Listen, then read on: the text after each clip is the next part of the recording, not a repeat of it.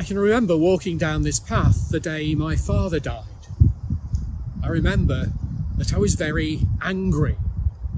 I'd suggested some detail about the practical arrangements, and the rest of the family hadn't immediately agreed with me. And I became really angry. Maybe because of that, but maybe just because of all that was happening in my life at that moment in time. But I found myself walking down this path, trying to walk off my anger. When I can find a space for God in my anger, I often turn to the Psalms. I remember buying this version of the Psalms when I was probably the angriest I've ever been in my life. Something had happened at work which put at risk my job, my livelihood, and the jobs and livelihoods of many, many other people. And I was so angry with the people responsible. And I started reading the Psalms. And the Psalms are full of anger, full of God's anger, but full, I think, above all, of the anger of the psalmists. Their anger about the state of the world, their anger about the things that happened to them projecting that anger onto God, asking God why God doesn't intervene in his anger on their behalf. There are many Psalms which deal with that. Reading through the whole of the Psalms is a bit of a psychological journey through anger and regret and forgiveness and ultimately turning to God.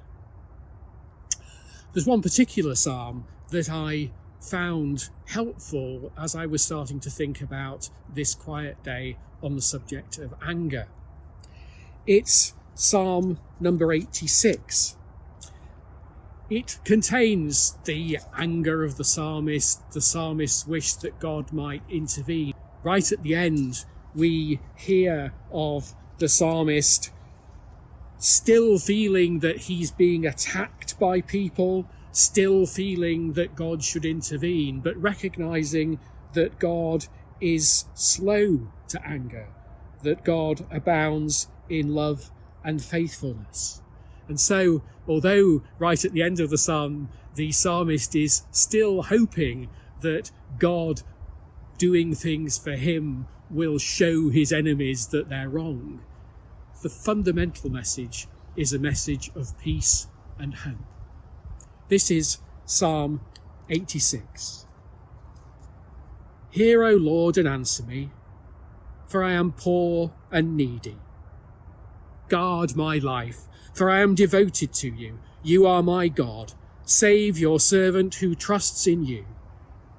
Have mercy on me, O Lord, for I call to you all day long. Bring joy to your servant, for to you, O Lord, I lift up my soul. You are forgiving and good, O Lord, abounding in love to all who call to you. Hear my prayer, O Lord. Listen to my cry for mercy. In the day of my trouble I will call to you, for you will answer me. Among the gods there is none like you, O Lord. No deeds can compare with yours. All the nations you have made, they will come and worship before you, O Lord. They will bring glory to your name. For you are great and do marvellous deeds. You alone are God. Teach me your way, O Lord, and I will walk in your truth. Give me an undivided heart, that I may fear your name. I will praise you, O Lord my God, with all my heart. I will glorify your name forever, for great is your love towards me. You have delivered me from the depths of the grave. The arrogant are attacking me, O God. A band of ruthless men seeks my life, men without regard for you. But you, O Lord, are a compassionate and gracious God, slow to anger, abounding in love and faithfulness. Turn to me and have mercy on me. Grant your strength to your servant and save the son of your maidservant. Give me a sign of your goodness, that my enemies may see it and be put to shame. For you, O Lord, have helped me and comforted me.